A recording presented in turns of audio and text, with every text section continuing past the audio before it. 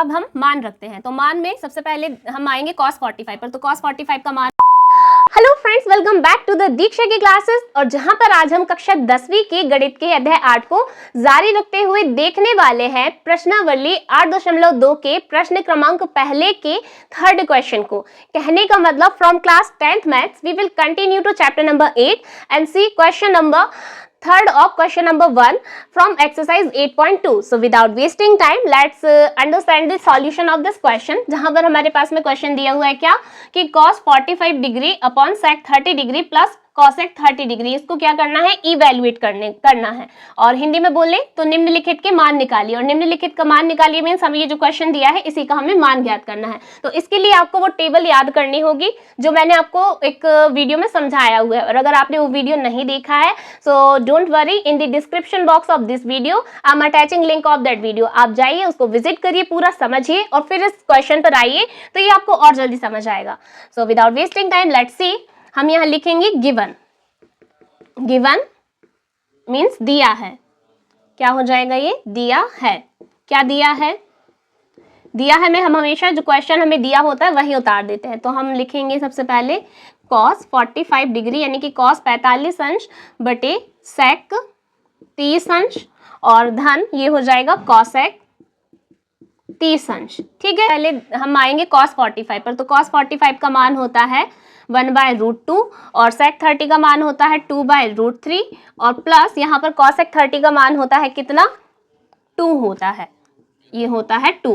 अब हम आते हैं सबसे पहले नीचे वाली वैल्यू पर। तो इसको सॉल्व करने के लिए हमें लेना होगा इसका एलसीएम। ठीक है, और ऊपर जो है वैल्यू सेम चलती रहेगी 1/√2। इसको हमें हाथ नहीं लगाना है, अभी हमें कहाँ सॉल्व करना है, नीचे। तो इसमें होगा एलसीएम क्या, 2 1 2, मतलब कि ये इसका इधर और इसका इधर। √3 का 2 से होगा तो 2√3 और नीचे हो जाएगा √3 1 √3। ठीक, एलसीएम आप लोगों से बनता होगा मेरे ख्याल से। अब हम आते हैं कहाँ, नीचे वाली स्टेप पर। तो इसकी नेक्स्ट स्टेप में आपको ये करना है कि इसको रेसिप्रोकल मेथड से पलट देना है। तो ये क्या होगा 1/√2 और इधर जो है नीचे ये चलता रहेगा, √3 ऊपर चला जाएगा सबसे पहले तो, और नीचे हो जाएगा वही 2 + 2√3। राइट, तो इधर तक मेरे ख्याल से आपको क्लियर हुआ होगा कि ये क्या किया है हमने, कुल मिला के जो नीचे वाला है वो ऊपर हम गुणा में लेकर आ गए हैं, है ना मान।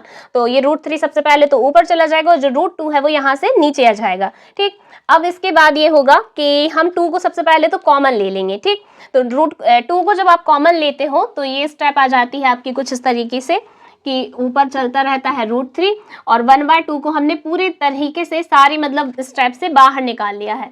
अब जब 1/2 कॉमन निकला यहाँ से नीचे से तो इधर क्या बचेगा 1 और प्लस यहाँ बचेगा कितना √3। ठीक है, और जो √2 ये इधर चल रहा था, इस √2 को मैं यहाँ साथ में लेके चलूंगी 1 + √3 के, तो ये √2 यहाँ रहेगा। ठीक है, अब इसके बाद जो है हम क्या करेंगे, परिमेयकरण। परिमेयकरण के लिए यहाँ आप लोग ध्यान से देखिएगा कि हमें क्या दिया है 1 + √3। तो हम यहाँ परिमेयकरण में क्या होता है कि इसका ऑपोजिट साइन मतलब कि विपरीत चिन्ह लेके हम अंश और हर दोनों जगह इसका गुणा कर देते हैं। ठीक है, तो हम यहाँ लिख भी देंगे परिमेयकरण से। परिमेयकरण से किसके परिमेयकरण से, हर। मैं इसको ब्रैकेट में लिख देती हूँ और इंग्लिश में लिखेंगे बाय रैशनलाइजेशन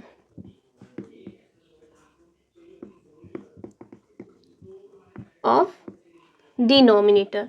मैं डिनोमिनेटर को इधर शॉर्ट में लिख देती हूँ क्योंकि स्पेस की थोड़ी कमी है।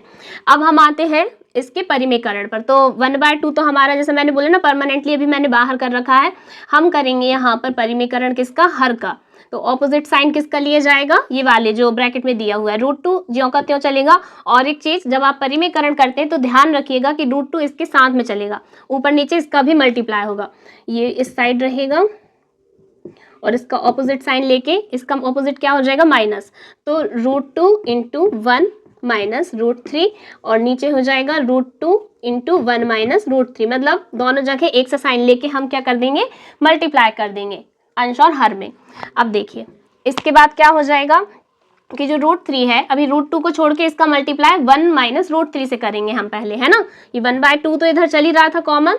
दूसरी चीज ये √3 का मल्टीप्लाई पहले इस ब्रैकेट के अंदर करेंगे, ना कि √2 से। √2 को अभी हम ऐसे ही रहने देते हैं। जब आप इसका मल्टीप्लाई करते हो तो √3 1 √3 1 के साथ, और जब आपका √3 से √3 का मल्टीप्लाई होगा तो ये 3 हो जाएगा, ठीक है। और फिर नीचे √2 इंटू √2 ये हो जाएगा 2, क्योंकि हमें पता है √2 का यानी कि कर्णी 2 का, जब कर्णी 2 से एक से नंबर का जब मल्टीप्लाई होता है तो वो आंसर नंबर ही आ जाता है, ठीक है। और ये 1 प्लस a प्लस बी और a माइनस बी, एक आइडेंटिटी अगर ध्यान हो तो यहाँ लिख देती हूँ कि a square minus B square होता है a प्लस बी और a माइनस बी। तो इसीलिए यहाँ पर ये हो जाएगा क्या, a square minus B square, a plus B a minus B. तो a स्क्वायर मतलब कि 1 का स्क्वायर और b स्क्वायर मतलब कि √3 का स्क्वायर, राइट।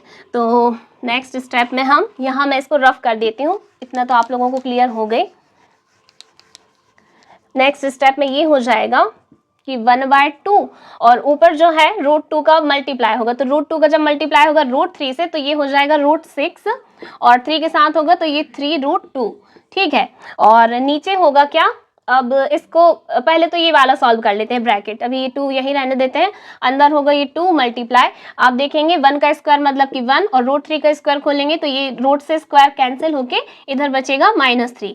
तो नेक्स्ट स्टेप में ये होगा 1/2 और √6 मल्टीप्लाई √6 माइनस 3√2 अपॉन में चलेगा, अभी 2 मल्टीप्लाई ये 1 माइनस 3। अब आप देखिए साइन किसका बड़ा है, माइनस वाले डिजिट का, तो प्लस माइनस माइनस होगा और आंसर आएगा -2, क्योंकि ये बड़ा था इसलिए माइनस, ठीक है। अब नेक्स्ट स्टेप में होगा कि ये जो नीचे पूरे 2 दिए हुए हैं इन सब का मल्टीप्लाई हो जाएगा, ठीक है। 2 2 जार ये होगा -4 और -4 का जब 2 से मल्टीप्लाई होगा तो ये -8 हो जाएगा, क्योंकि 4 2 जार 8 होता है। और ऊपर जो है √6 माइनस 3√2 का इस 1 के साथ भी मल्टीप्लाई हो जाएगा, और ये स्टेप जो है ना पूरा मल्टीप्लाई में चल रही है एक दूसरे से, ठीक है, ये भी ध्यान रखिएगा।